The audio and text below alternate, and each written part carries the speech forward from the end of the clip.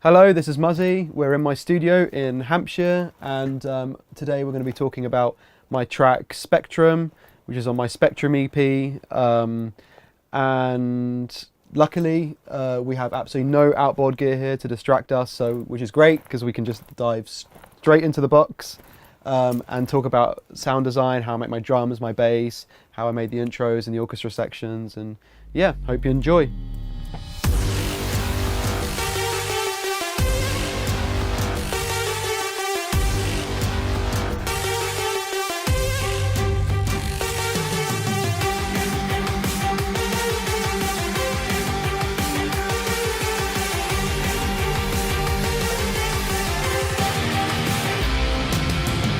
I'm going to be talking about my track Spectrum, and I'll sort of approach this chronologically. So if you want to know how I make kicks and snares and things like that, then just skip in. So I started off. The reason I wanted to talk about this track in the first place is just because it's I approached it with more of a kind of narrative type like mindset, if you like, instead of just, intro drop, whatever, however dance music is traditionally made. So there was kind of like a concept narrative in my mind when I was writing this track, and it was influenced by a lot of things I was going through at the time.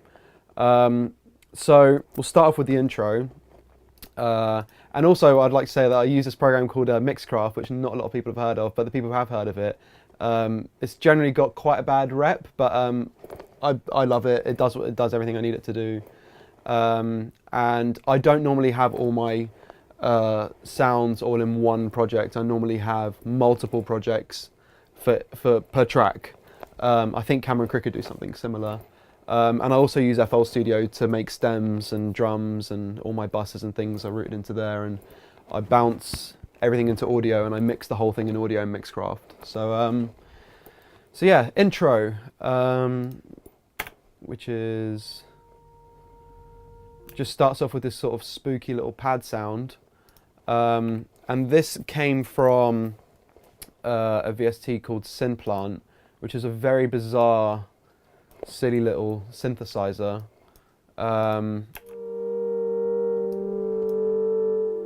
it's pretty wild. Like if you change any of these it just like you change all these little branches, as you know, because it's like a plant. You can just dramatically change or modulate things depending on what note it's on.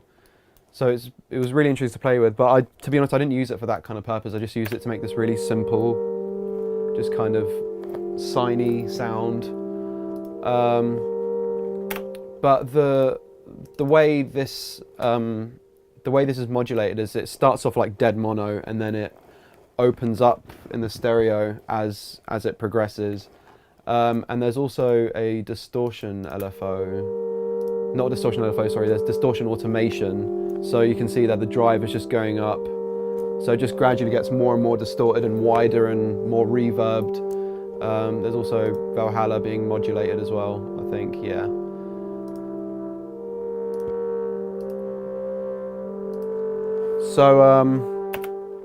So that was basically just a really simple melody and just a bunch of, just a random sound that just kind of opens up.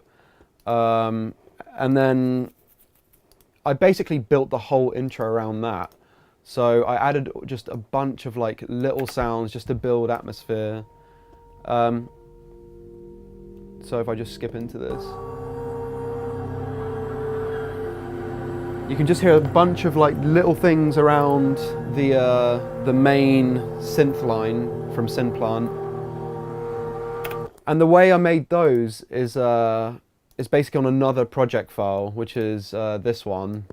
And this is basically just all the random crap you hear in the intro, just all the little bits of Foley and atmospheric kind of winds and things like that. And this is a bunch of stuff. This is a mix of like recorded material, Foley, samples, MIDI, synths, just anything and everything. And this is, at this point of making the track, it's all about just screwing about and having a good time and just playing with some of these sounds and see what you can come up with. And yeah, I literally just put just a bus effects chain on the master, like just really quickly just add reverb and then stereo imager and ozone. I don't know what ozone's even doing. It's probably just limiting. Yeah, it's not doing anything. So I added like just again loads of random kind of sounds. So if I just play this, I mean it might be a little bit quiet, but so you just hear all these little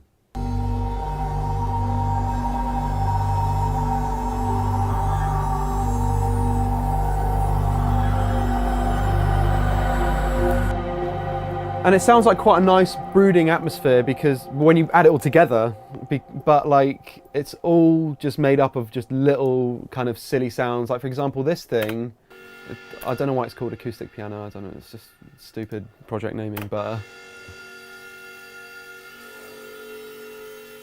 so I added all these sort of buzzy sounds and right off the bat on the intro, just because I wanted the intro to feel quite beautiful, but also quite hostile, like because of the way the narrative of the track is portrayed, if you like. If anyone's seen the music video, you'll know why the intro starts off really kind of atmospheric and spacey. And I think this was like a fiddle, like literally just a recorded fiddle that's just playing one note, and we just ran it through like distortion and just screwed it up with effects. And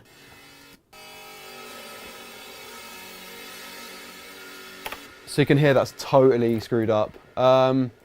There's also a bunch of other sounds to give it more buzziness, and I think this is a synthesizer.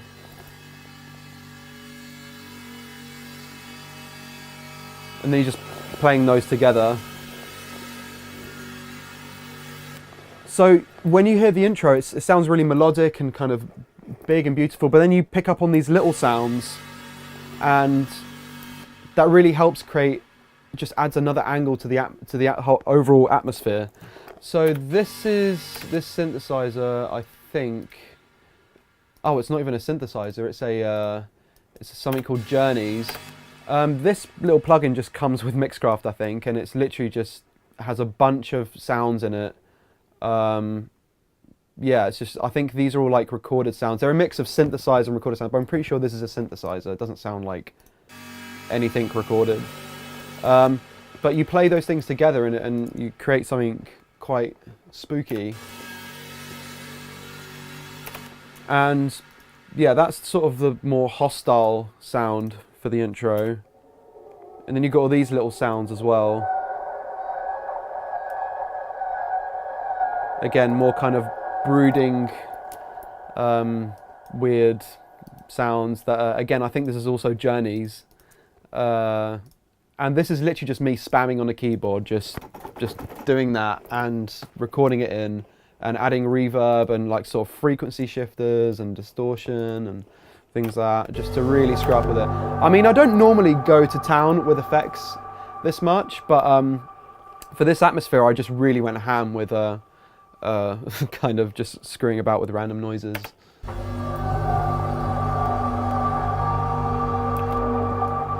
So bit by bit we're sort of building this up. There's a bunch of other things in here, like these things, which I don't even know what these are. Okay, so these are the more melodic parts. So these just go on top of the Simplant sound, just to make it, fuller and just make it a bit more interesting.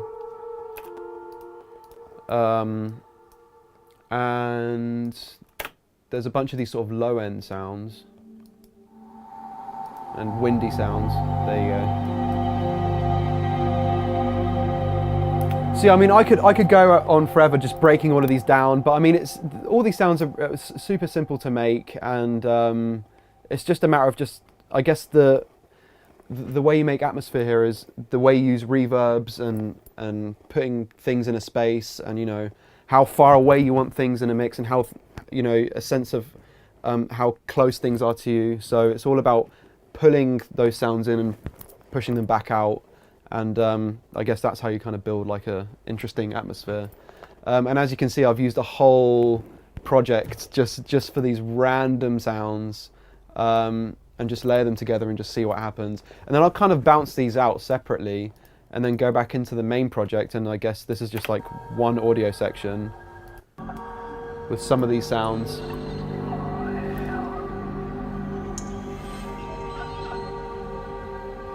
So there you go, that's just like one stem of atmosphere. So that's like one part of the intro, so which is,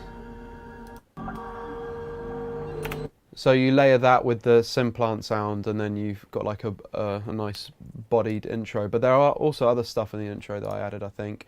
Also, I'd just like to say early on, you're gonna have to bear with me with this project because it is very messy and unorganized, and I've actually not opened this in a while, so hopefully I can remember everything. So I've got this little thing called Spooky Pad as well, and I have no idea what a lot of these sounds are, but again, just adding just little bits of texture. And you know, I find doing stuff like this way more interesting than just having, you know, one elongated pad sound with loads of reverb.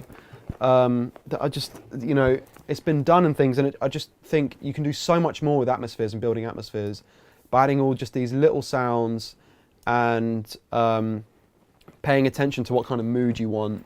And that's really what I was going for here. I was really trying to create a specific kind of atmosphere that was kind of haunting, eerie, also kind of beautiful sounding, hence, you know, the melodic element. And yeah, that's basically the first bit of the atmospheric intro, if you like. And then we kind of, as the synth opens up, it goes into like a orchestral kind of strings.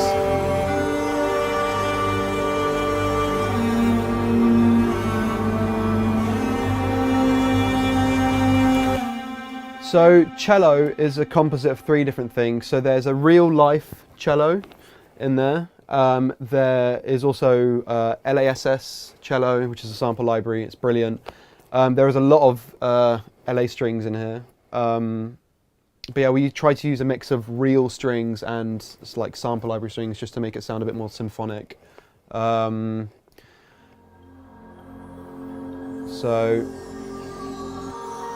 that's just like more atmospheres. Again, literally there's just loads and loads of different types of like little sounds and atmospheres being built up here.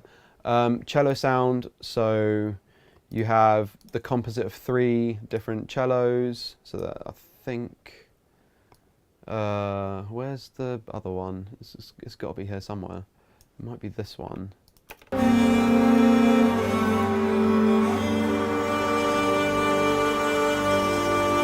Cellos on top of here.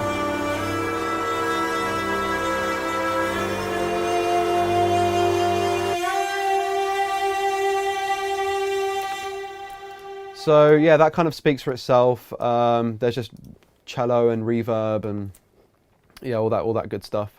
And the reason I use different like stacks of cellos instead of just kind of one main one is just because I wanted it to sound a bit more in the background. It does sound like it's quiet at the front. So there's like one at the front, one in the background, and they just fill in each other's gaps, you know, in the stereo space. And in terms of, you know, frequency and things like that. So also on this section, so we go from a kind of very synthy, you know, synthesizer based intro, atmospheric intro, if you like, and we go into more string sounds. So this transition from the pad to the cello, there's not just cello introduced, there's these low tremolo strings from LASS, and there's just a low string just to build it up. And then you've got the higher ones that come in as well. And they just gradually get more and more intense.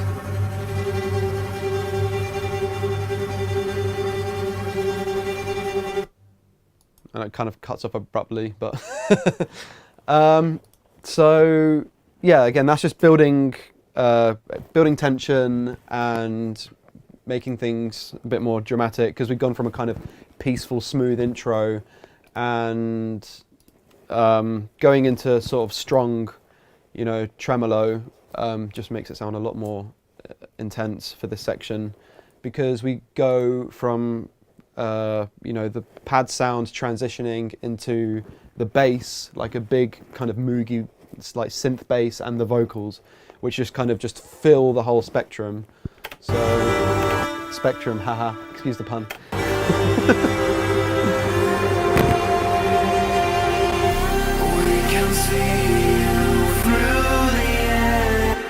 I think we've got a bit of latency problems. I think that's okay.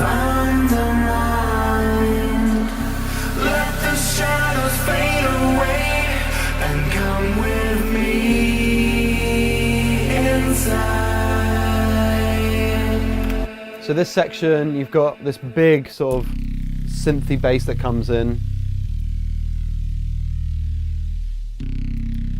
And this was made on Serum, and I don't actually have the patch, because obviously all of this stuff is audio. So I mean, I have the patches somewhere, but I'm not going to go in here and just dive into how I made every single sound. But this speaks for itself. It's kind of like a saw, basically, with a multi-band compressor on it and some drive, because Serum has some really nice analog sounding oscillators, which is cool, and it gives it a sort of weighty, moogie sound, which is nice. And there's these kind of white noise samples, which is just giving a lot of top end, because on these sections the top end's kind of held back a little bit, and then when you go into here, it just opens up like that. And vocals, there's also a big soaring vocals from Voicians and Anna Yvette.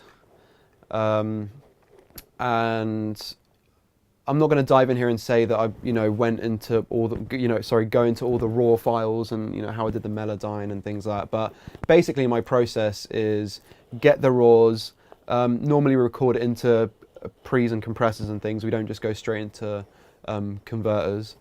I just find that just so much better, to be honest. And then obviously we add compressors in post, but obviously before we'll do all the tuning and comping and things like that. So this is Anna's section. This is all bounced onto one bit of audio. Oh wait, no, that's not Anna's section. I think this is Anna's section.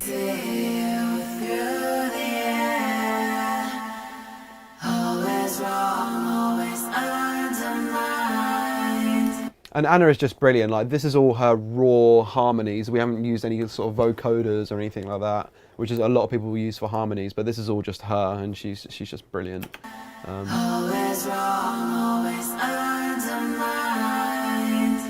So her vocals are quite bright in that mix. Well, I wouldn't normally have the main vocal that bright, but because I wanted her sort of female, she has a really nice sort of female kind of brightness to her voice, which complements Voician's voice. Voician's voice is a bit of a mouthful. And this is Voician's section. This is just the mono. We can see you through the end. So we did 2 takes on the, well, 2 like comped and finalized takes on the mono signal, and then these are just kind of split left and right here. See you through the end.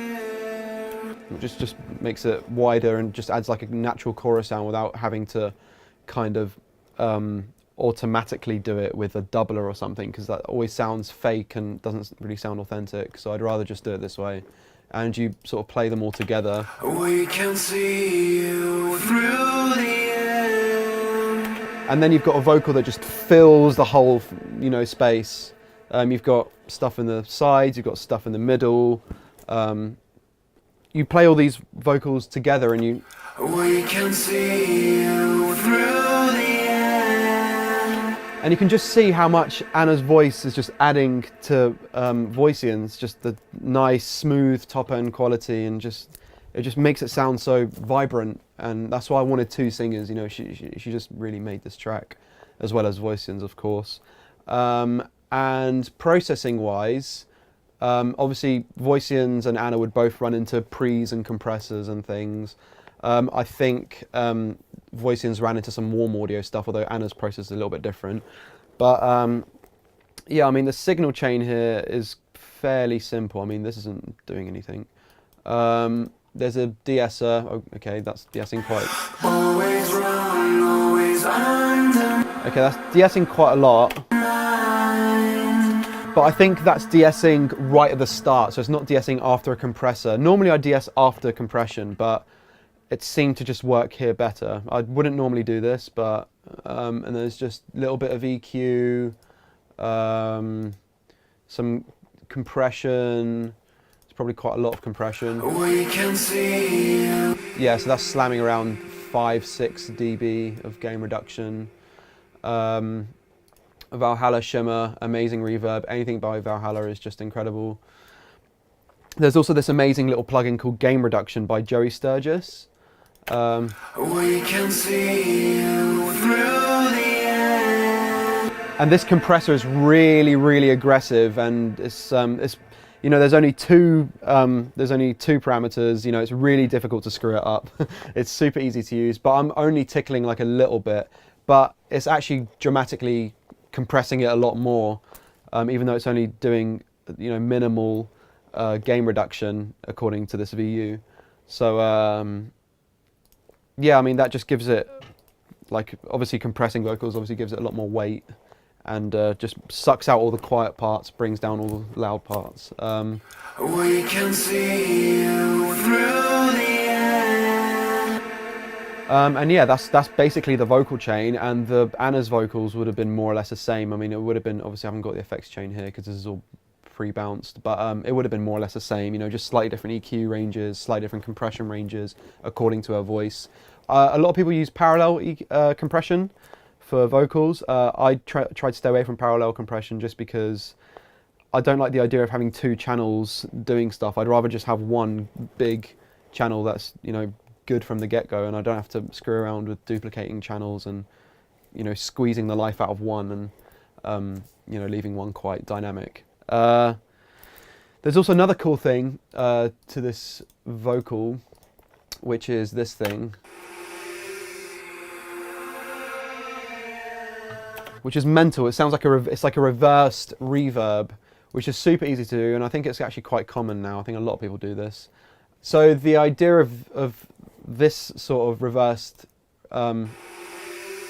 reverb thing is you basically take like a dry vocal, reverse it, and then add reverb on the reverse signal, and then you bounce that to audio and reverse it back. So it sounds like the reverb is sucking up, which can make things sound like really sort of ethereal. We can see you through the air. And if I just sort of play all these together for you. Always wrong, always undermined. Let the shadows fade away and come with me inside. So the idea here was to go for a big, like a massive vocal that sounds really spacey and kind of dreamy, like you're in a, you know, like you're kind of entering heaven or something. So yeah, that's more or less the vocals. What else is on this section? There isn't really much else on this section, to be honest, so we can probably just move on. Okay.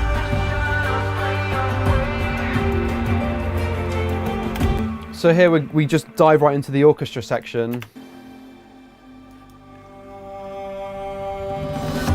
So you've got kind of crescendo style cello, I guess. I mean, I'm quite bad at my terminology, but it just gets louder and sucks in. That's the transition to the orchestra, and the orchestra is basically a composite of real life strings and sample library strings. And yeah, there's like a bunch of these, and there's, you know, other things sort of going on. I'll sort of, this is all a little bit messy, so I'll try and go through this one by one. This is just MIDI bass. So that's just simple bass strings. and they're all automated in terms of volume and pitch and sort of, you know, lots of articulations. So yeah, that's just the bottom strings. You've got brass.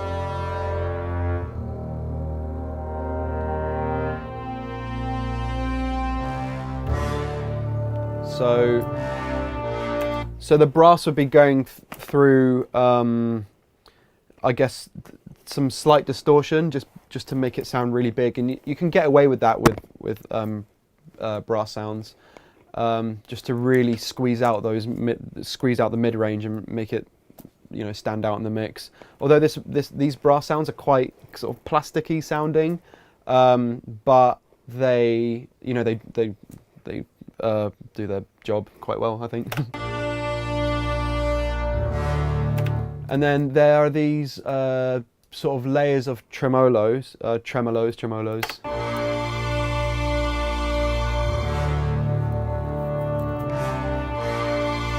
And these are layers of sort of sample library and real tremolo strings on a quartet. Like quartet sections, just to make it sound like symphonic. And these are, I think these two are the main strings. There you go, these three are the main strings, but I'll turn off the staccatos for now.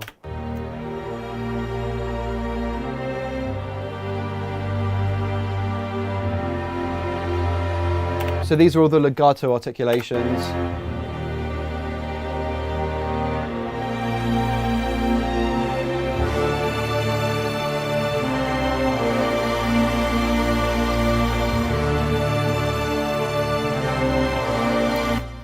And the real strings are sort of providing strings on top, whereas the rest of the sample library just make it sound really symphonic. Obviously, it would cost me forever to hire a real symphonic orchestra.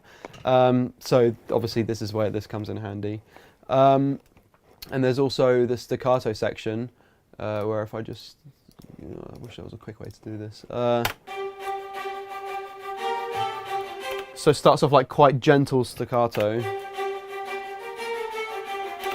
And the way I did these on the sample libraries was I used a mix of, instead of using one just straight up staccato sound, there's actually a mix of different types of staccatos. So, for example, you'd have one that's like slightly longer and one that's like slightly sharper when they're playing. So you can hear it like in the melody. So you can hear on the da da da da. So you can hear on that section, there's a slightly longer staccato articulation, and just varying up the articulations can really just bring, you know, make it sound a lot more realistic, rather than just using just one straight up staccato note. That, you know, it just sound bland and boring, and it will just sound plastic. As well as adding different types of staccato styles, if you like. There's also it's also getting louder, but it's not just, you know, just a volume envelope just going up. It's literally the articulations, the way the players are playing the staccatos are actually getting harder. So that's also, you know, brings it to life a lot more, and that's a great thing about using something like LASS. You know, you can really dive in and go into details of, you know, how hard or soft the players are playing the instruments, and that's just really brings it to life a lot more.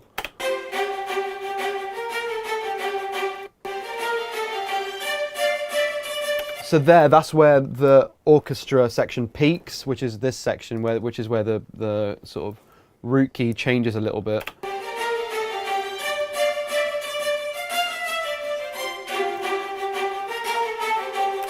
So if I play everything together now, it will sound, this is just the whole string and brass section, the whole orchestra section.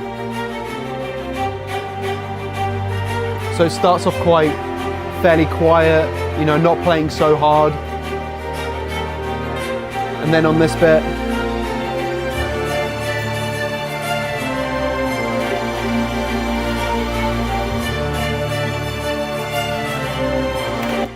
and the staccato violins and strings are adding, you know, they're adding rhythm and groove. Whereas if I just played, you know,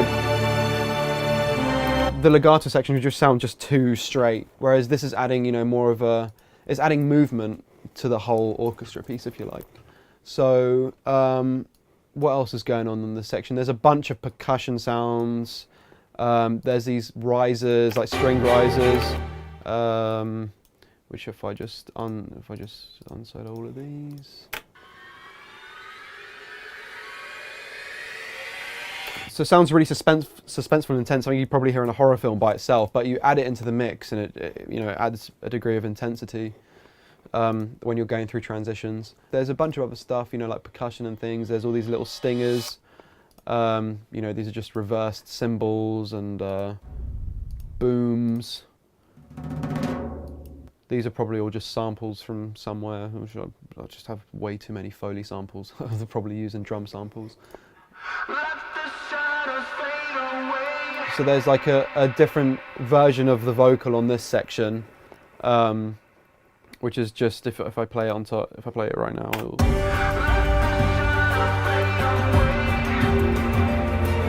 So it's just the vocal, the big soaring vocal that you heard before the orchestra, just being narrowed down into this section.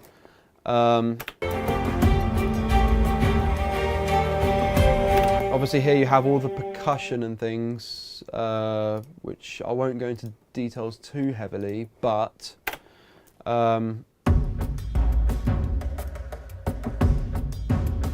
so this is from, this is just a loop on top, the one playing, you know, it's not that prominent in the mix, it's just adding a little bit of top end, you know, and panning and things from left to right. Normally I would have made this from scratch, but this loop was fine. But this loop was made from scratch, and it starts off low passed and then it sort of opens up into this. And these are just a mix of drum sounds that I found, like literally just single hit drums. You layer them and, you know, you stack them, you can really make something sound big and sounds like it has a lot of players.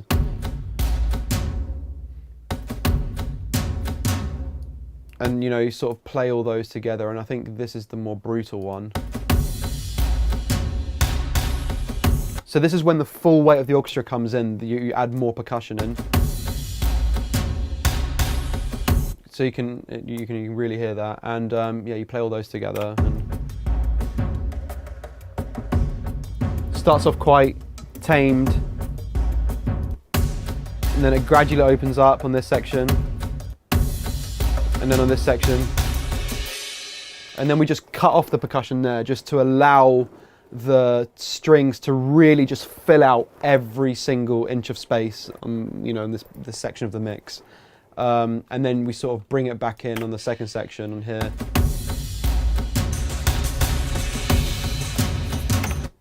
So yeah, that's basically the percussion. And the fun thing about orchestral percussion is you can really just, instead of, you know, with drum and bass and dance music, all the, you know, your main kicks and snares and things tend to be really close quarter and in your face, you know, close proximity. Whereas with this stuff, you know, with orchestra sections, you can really just fill out as much as you can. You know, it doesn't all have to be right in your face. You know, you can really push stuff in the background, which is nice. There's all these extra cymbal sounds as well, like reverse crashes.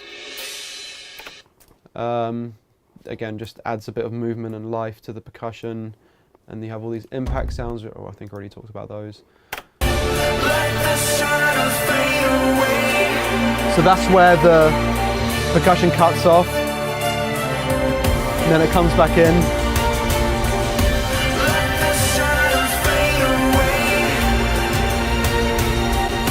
And then, oh yeah, there's also this little bongo loop, which is something I made, and I just sort of put it in the background.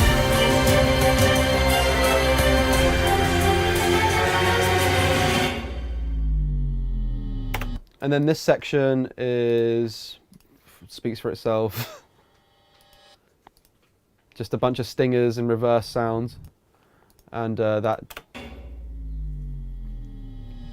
kind of Hollywood film trailer type thing.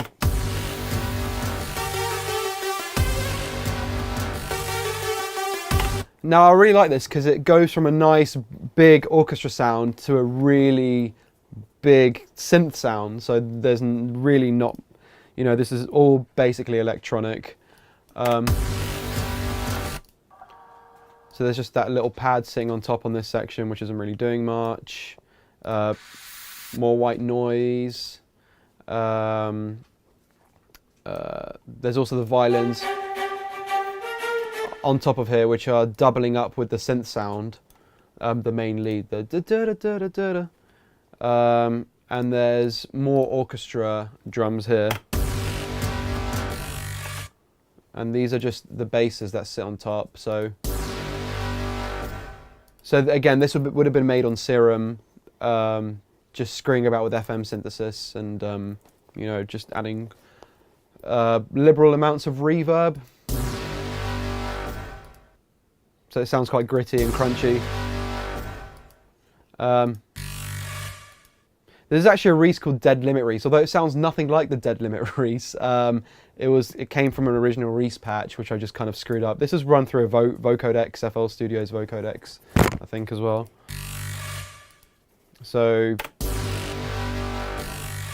it sounds weird because it sort of chops out. It's not as smooth, but the thing is, you play it with the rest of the mix and it sounds good.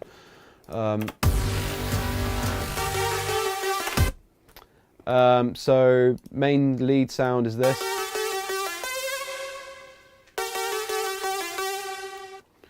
And this would have been a composite of 2 or 3 different saw sounds, just so they fill in each other's gaps. So you have some that are kind of, that have like that vibrato on it, vibrato on it, just at the end. And you have the other ones that are just straight up just saw sounds. And these would have been, you know, detuned and chorused and, you know, all that good stuff that you've probably seen a billion times. So yeah, that's just simple melody. And then also have this sort of clicky transient on top, because this was lacking, you know, just the snap. So I just added the snap on there. There's also a violin layer on top. If I play this whole thing together, you've got quite a soaring lead sound that not only has synths, you know, big synth sound in it, but also has the violin just to make it sound a little bit more natural. You know, just to continue the orchestra, if you like. And you play this whole section together and it sounds...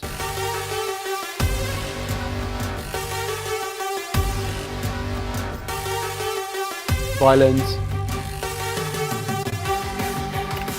So then going into the build-up, you have these kind of, this is like a kind of acidy sound. This would have been an FM sound with a sync mod going up, so that's why it sounds like it's sort of going higher in pitch when it's not. It's also quite quiet in the mix. It's just sort of adding an extra texture. Okay, there's just kick build up, speaks for itself, just a bunch of kicks. And then I guess the interesting part here is this thing, which is just a drum and bass drum loop that I made and just sort of soaked it in reverb, so it's like right in the background, and also so the kick transients are not interfering with the you know, the kicks here that are sitting right at the front, and you sort of play those together.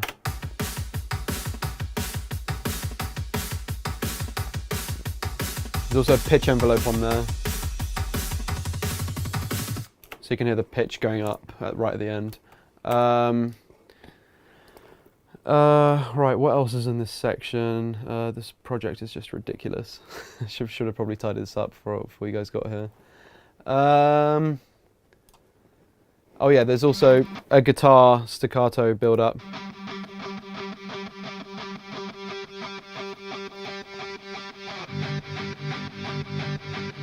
And then goes into big soaring guitar. And this big soaring guitar is also led with a synth guitar. It's not a guitar, but it sounds like one. Well, it sounds more like a guitar than a synth, put it that way.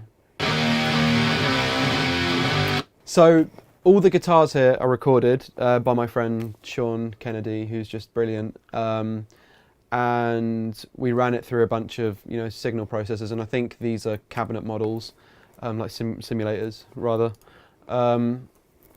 And yeah, we sort of went through a bunch of guitar tones, and we came up with, you know, we decided we like this one. It sounds quite metally and aggressive and fits the mood of the track.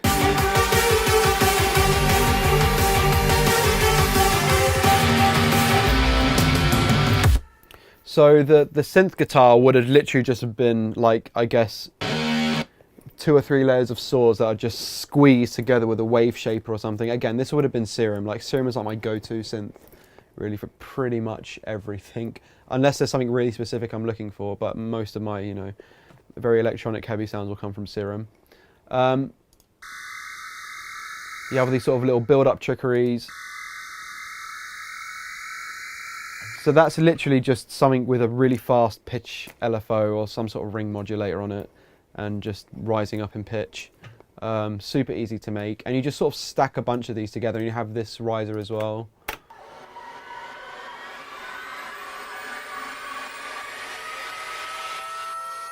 So that's a sort of classic Muzzy style riser with just layers of stuff like white noise, you know, orchestral stingers, synth, yeah, just different synth sounds and things. There's also Anna's voice on this section. And come with me inside. Which is just continuing the Let the Shadows Fade Away section. So it goes.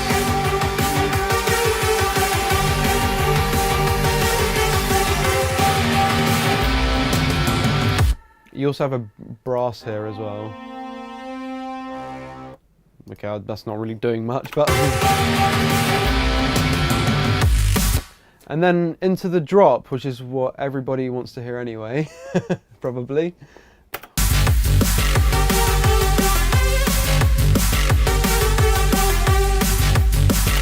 Now, just before I dive into the sound design and things here, it does sound like a wall of sound kind of mix and everything, which is basically what it is. But you know, there's also still a lot of room to breathe, and you know, there's not just like one brick of sound. You know, it's like there's a bunch of different things which fill it up in a rhythmical kind of way, if that makes any sense. So, for example, you have like these just little sounds that sit on top of bigger sounds. So you have the main. And you sort of you just layer up and stack sounds, but this sound doesn't just continue on forever. You have all these like wobs as well, and so you have these sort of big synth sounds, and the lead obviously as well, which we already sort of explained, and the sub bass and things. So sound design wise, I'm not going to go in and see it and go into how exactly I made that exact sound, but I'll show you sort of my process for making bass sounds, and I'll tend to make all my stuff in Serum. So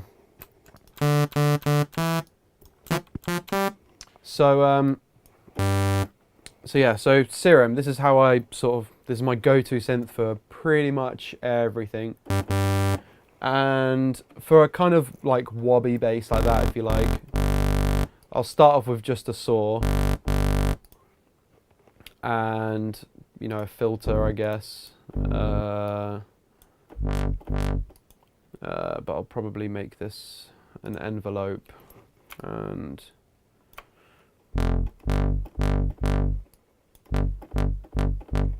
kind of like that. And then just turn these drive and fatness up functions on here, which is just makes it sound kind of analogy.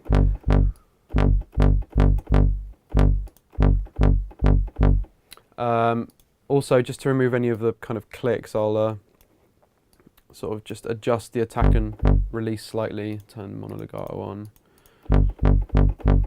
And then I'll sort of slam this into a multi-band compressor. Kind of like that. Just that instant fatness, basically. And the cool thing is you can automate these, which is really nice. Like automate these sort of top, mid and low bands. That's all right for now. And I'll add like a sort of more complex sound. I've also got a bunch of wavetables. Let me just go into some of mine and so something like that, I guess. So and then I'll probably just widen this a bit with the unison.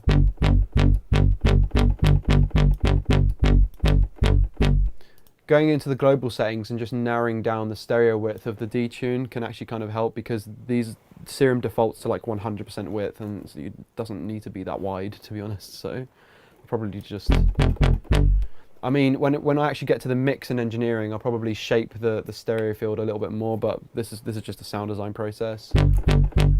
I'll probably add a little bit of chorus to the whole thing as well. So I'll turn the mix all the way up and just adjust the chorus settings. Probably assign this to BPM, the rate. Assign the rate to the BPM of the track. So if I turn this to 175, and then so that's just the totally wet signal, and then I'll just turn the mix back down. So now we have a nice sort of stable stereo image.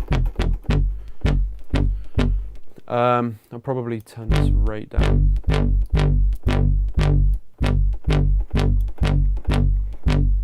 Okay, I guess that's a kind of okay-ish wobby sound, and maybe add a little bit of distortion pre-chorus.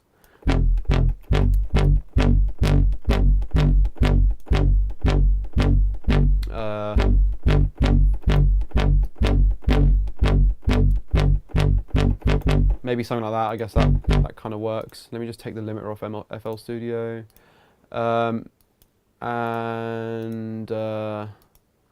assign this to a mixer. Okay, that's extremely loud. There you go, that's a bit better. Instead of using something like OTT, I use this thing called gain reduction, which I explained earlier, which is, again, it's designed to be a vocal plugin, but I like using it for synth sounds as well, especially big, large sounding bass sounds. Now, you can't hear the effect of it so much now.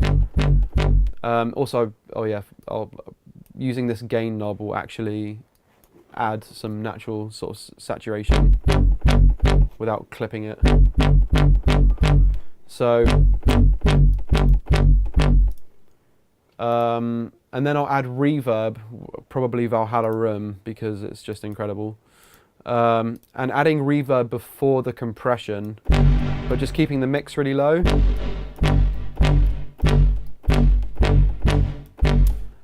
But actually, I'll turn this off for now and just show you the reverb quickly. So normally with the reverb, I'll just turn the mix all the way up and the depth all the way up, and that way you can hear the effect of the sort of early reflections. So screwing around with these can sort of really, you can shape the depth like a lot more. Although we don't really need to screw in these too much. Late reflections. Using this bass multiplier just affects the decay of the bass frequencies, so I'll probably just bring that all the way down because it doesn't need to be there. Sounds a bit more roomy, and then you can start bringing these down and then add the compressor back on. Now you have a nice meaty reverb. It really sounds like it's in a space.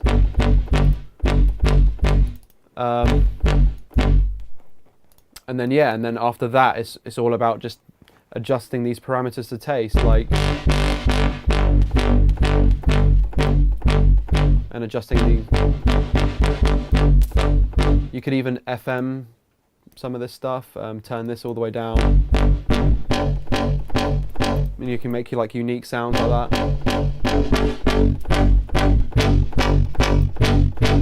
That's really crunchy. Yeah, I like that.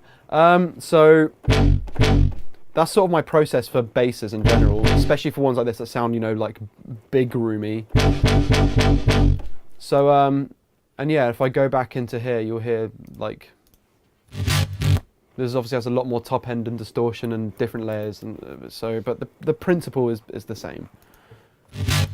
And then this is just basically two different sounds. So if I extend this out and mute, so you have this sound, which is, and then you have this one, which is basically it's the same patch, but again just screwed around with the different oscillators and distortions and things. But I used only, yeah, I only used that sound, like that tiny chop for this, and then just took this off. So you have two different, so this is basically like a riff now. So it goes, so it's like you've got like a bass that's a bit more kind of angry and growly, and then you have one that's a bit more like synthy, I guess, because it sounds like a sort of Darude Soundstorm synth. So that's basically my basic principles for like making basses like this, if you like.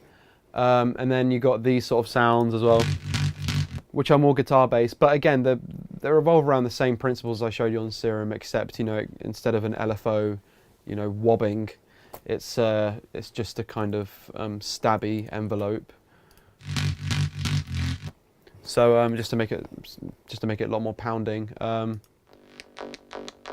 there's just adding some transient layers. This is probably just a saw or something, just naked, and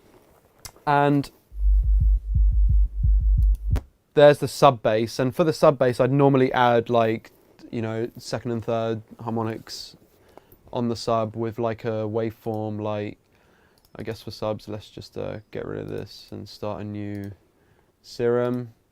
There you go. So for subs, I'd use a so this is a sub with like second and thirds. What I'd do is I'd get a sine wave and just go in here and just edit, you know, what harmonics I want, what harmonics I don't want. So this is like obviously just like a slightly skewed sine wave. It's not totally sine. You can see it's slightly squared off here just because of the extra harmonics. There's a lot of ways you can do that. But for oh yeah, and the other thing as well is I'll add a pitch envelope. Let me just turn that up. So I'll add a pitch envelope just so it stabs like that, but I'd obviously make it a lot more sharp than that. So now the sub is like pounding. It's not just you know, just straight up, you know. So in a club environment, you'd really feel that in your chest.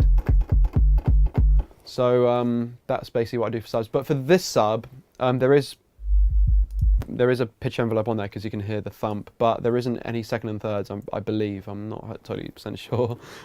Because I think the second and thirds are coming from this sound, because I left a lot of, I think I left a lot of low mids here.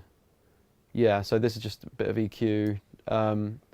Yeah, I left a lot of the low mids on this section, so the sub didn't have to carry those harmonics. And it's all about just knowing which harmonics you want, which harmonics you don't want. And if you've already got, you know, certain harmonics from the fundamental, then you want to, you know, manage your harmonics, if you like, so everything just sits nicely in the mix. And yeah, that's basically the bass design for this section at least. And I guess now we can just talk about drums, seeing as we're talking about bass, so we're talking about drums. And these are all the drums, I believe. So if I just play the whole thing, solo, solo, solo, solo, solo, solo, solo. So there's the drum loop, and normally for drums, I would, I normally make my one shots from, you know, from a synth or something. So for drums, I'll tell you what, let's just start a new project. Don't need that anymore. For drums, I like using, you know, you have to think of kicks and snares as like, you know, 3 different things. That's the way I like to think of kicks and snares. So you have you know, your fundamental body, which is giving the, you know, the fundamental tone. You have the transient, which is, you know, sits at the top end, you know, pitches down to the fundamental, and then you have the tail, which is, you know, the actual, I guess, sound of the snare. You know, most of the weight comes from the tail, or whatever kind of snare you want normally comes from the tail, but the transient and you know, the fundamental tone normally stays intact. So I like using kick 2. Fox Stevenson got me into this, and I think the default thing is just a snare I made because I accidentally override it to the default. But I've got a bunch of stuff that I've made here, so if I just start off with like just a kick I've made. So it's just one example of a type of kick fundamental I'd use. And the cool thing about kick 2 is you can really go in here and tune specifically to frequencies that you want. So this is just an F sharp to an F. So this goes down to an F sharp for the initial pitch sound, and then it goes down to an F. So this tune for me would be a tune. This kick for me would be a kick I would use for like a track that's tuned to F. But I mean, I'm not really so anal about tuning and things. It's more about, you know, what frequency range I'm looking for and what works with the track. But normally, I mean, you could really go ham with this and just make a really lasery kind of kick, or you could do something that's really boomy.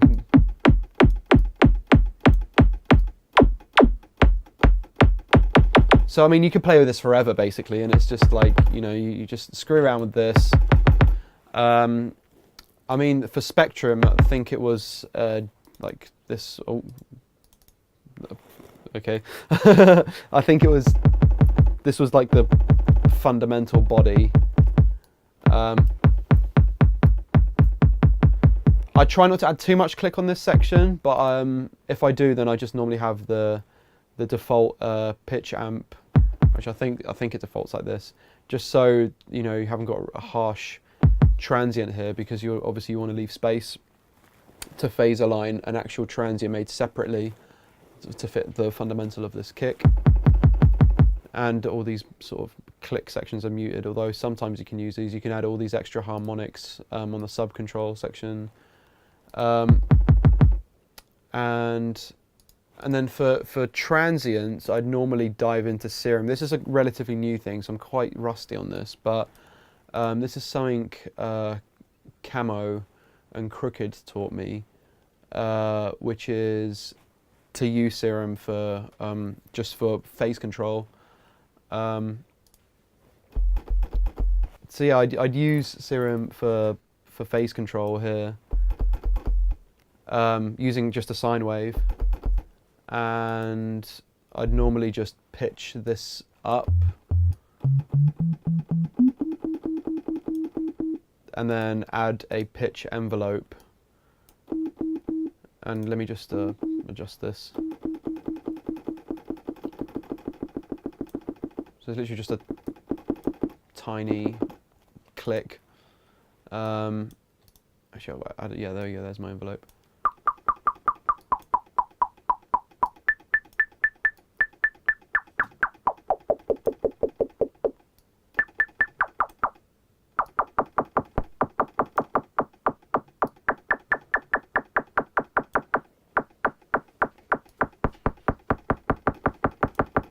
And the cool thing about this is you have complete control over phase and how much it resets,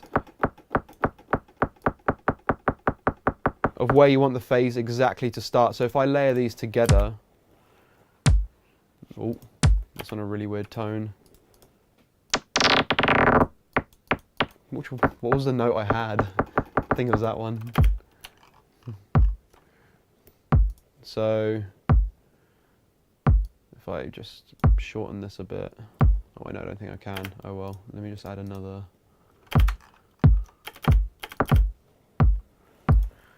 So here I can really go and you know, change where I want the phase to start. Obviously this sort of transient is not really what you want, but but I mean the principle's there. And then I'd probably just go in and maybe even distort this, or maybe add some more top end or something. Maybe even add some noise, just to resolve that top end.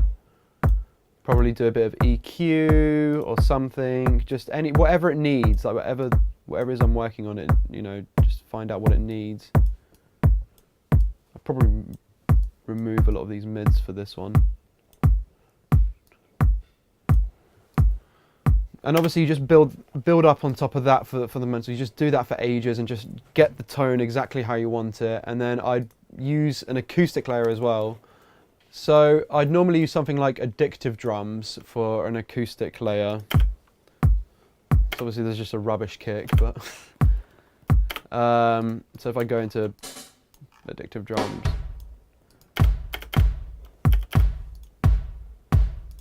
and the cool thing about Addictive Drums is, again, you can really go in here and tune exactly everything to how you want it to sound. I turn all these horrible send effects off because they suck. Actually, I don't even need the dry signal of the kick because we already have the fundamental there. And I'll just go in here and just shorten it. You can even change the pitch envelope of to whatever you want.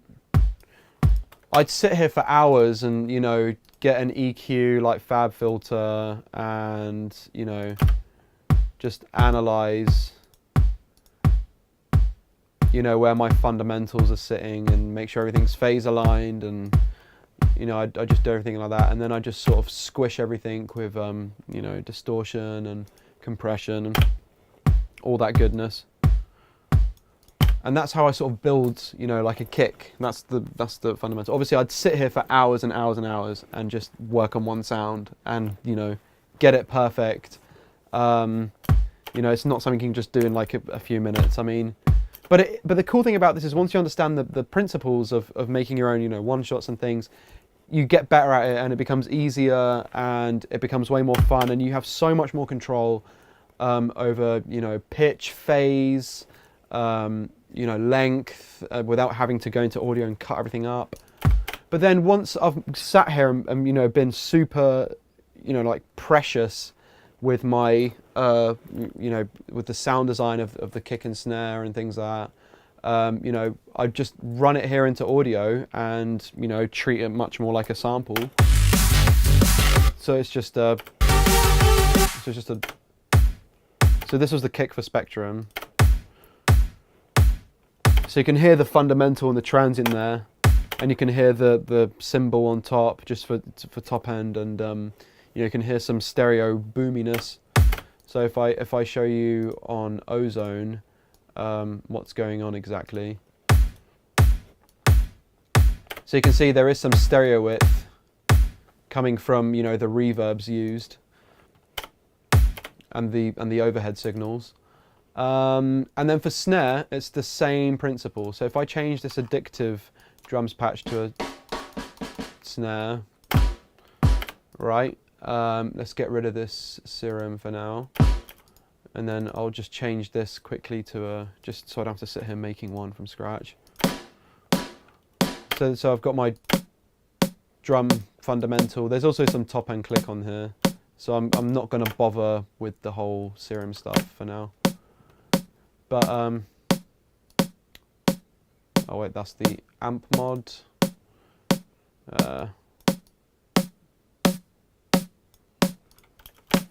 And then just tune this to taste. And then I go into the snare. Turn the dynamic controls on, or whatever it's called. What's that called? Kit piece controls.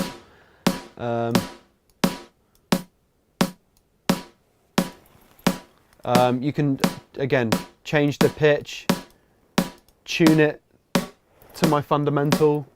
Obviously, I'd have to do that with a spectrum analyzer of some sort. And yeah, that's just how, basically, again, same principles. Like, you know, you think of snares and kicks and things as like building blocks. You know, they're made up of different things rather than just you know, like you know, just one good sound. Like, you don't have to squeeze, you know, an amazing snare sample out of just one synthesizer or something. You can, you know, use different things. But saying that, however, I don't like to use too many layers. Like 2 or 3, perfect, like perfect amount of layers. Maybe 4 if I'm lacking top end for white noise or something, but that's as far as I'll go. Like, I won't just make like 100 different layers for like every single section of the snare, or like using, you know, audio samples or whatever. Like, that's just, you know, when you think about, you know, your transient and phase alignment and things like that, you have to be really, really careful when you dive into things like that. So minimum, you know, using just what you need, basically. Not, you know, you don't add unnecessary stuff to your drums because it'll just ruin it. And yeah, that's basically how I make my kicks and snares and things. And then for percussion, it's a bit more simpler. I'll make like little bits of transients for percussion on kick 2 again.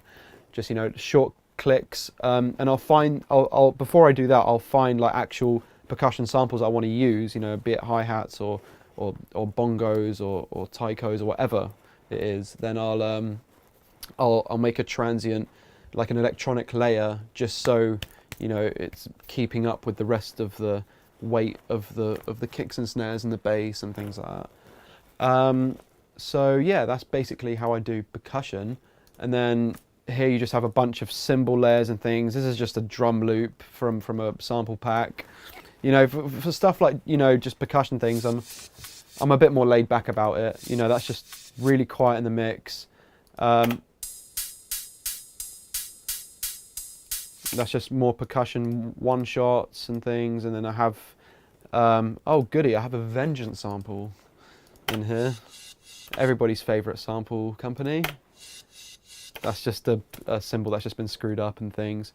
And I actually, for this snare was actually a little bit strange, because normally I do all this within FL Studio, but here for some reason I made like a clap sound out of just samples, which is all these like Vengeance kind of, you know, you have clap 1, clap 2, clap 3, and then you sort of play them all together. So you have like a wide kind of 80, just because I wanted a more 80s style snare, and I think at the time I probably just couldn't be bothered to make all these slightly different white noise style clap things, so I probably just found a bunch of samples and layered them together. And then you layer that with the snare fundamentals.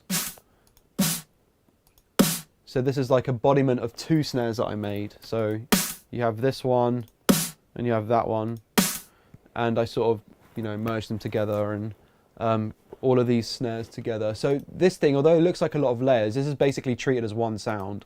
So you have like one sound, another sound, another sound, and that gives you like nice big snare. And obviously these snares would have been made this way. And yeah, it's just sometimes I use the body of one snare, the tail of another snare, and yeah, that's all that kind of goodness. So there's basically drums.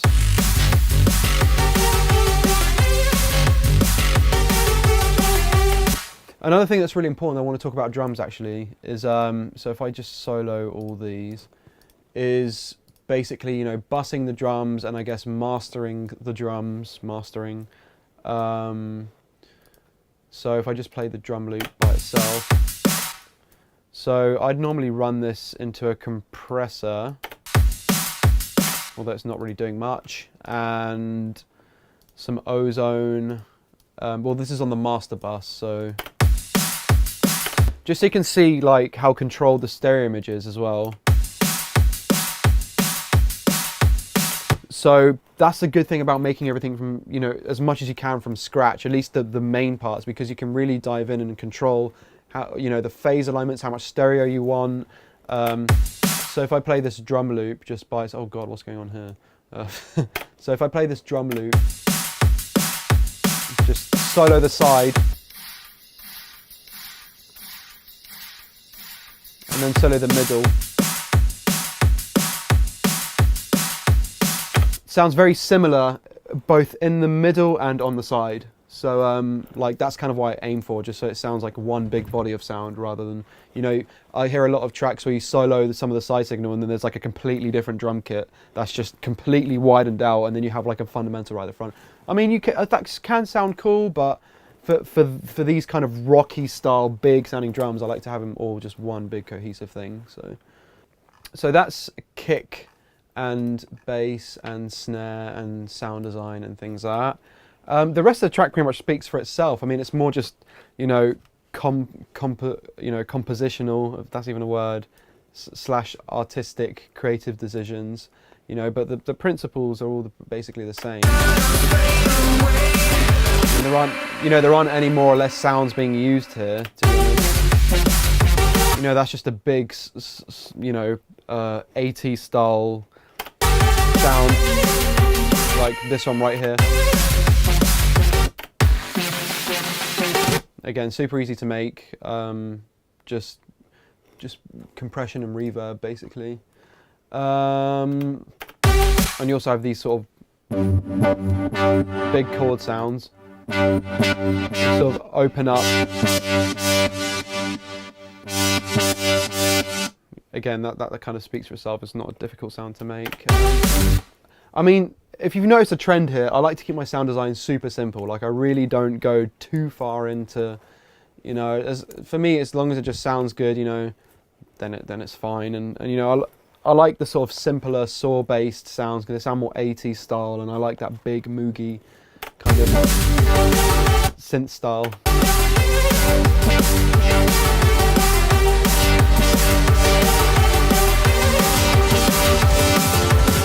And on here you have like a quite a cool melodic section, which sort of has this big saw sound, like a pad almost, and it sort of automates out, and then a cello comes in, which is really cool. So big synth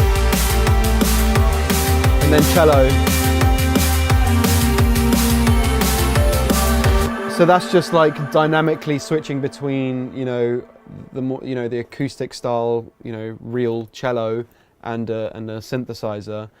And I just think, for me, from an artistic point of view, you know, switching up between, you know, synth sounds, you know, players, and things like that, you know, it really just creates,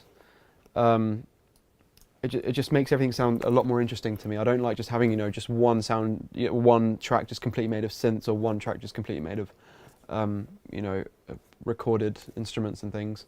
But a nice marriage of the two. But the problem is I had to do some really severe EQing to this cello just to make it fit with the mix, because you can hear that top end really stick out.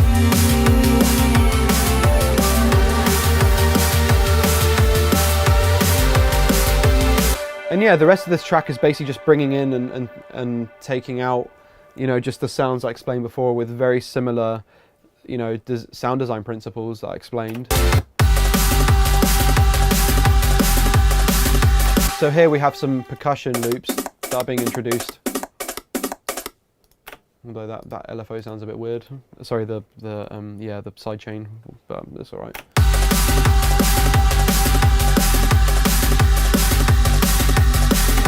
So, I mean, what else is there really to talk about? I mean, on the final section of the track, there's this, there's a reintroduction of the orchestra with the drum and bass section.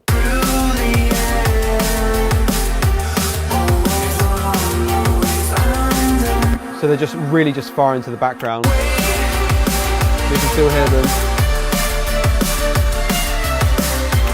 And this isn't just a copy and paste of the orchestra section that I had here, because obviously this is a loud orchestra section with, you know, lots of drums and bass in it. I'm still trying to keep it controlled, still trying to keep, you know, all my kicks and bass and everything, all the low end, you know, nice and clean. So here it's just slightly different processing, you know, with low cuts and you know, phase adjustment and things like that. Playing around with minimum phase and linear phase as well on EQs can really draw out I guess, point out like any problems you have with transients or phase problems or anything like that. So I think Pro Q2 has a linear phase, minimum phase function, and different latencies you can set as well. So.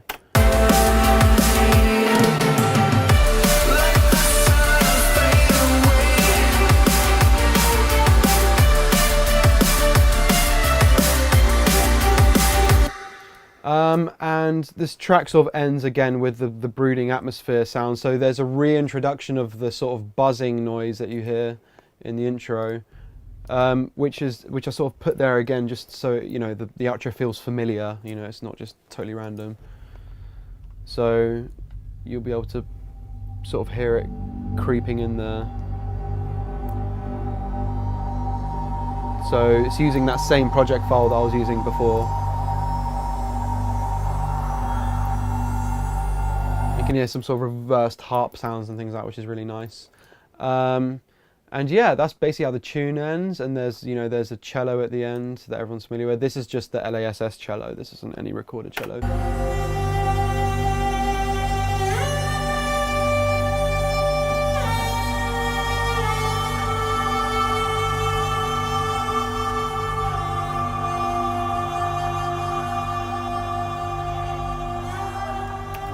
And yeah, that's basically the ending. That's basically it. That's Spectrum.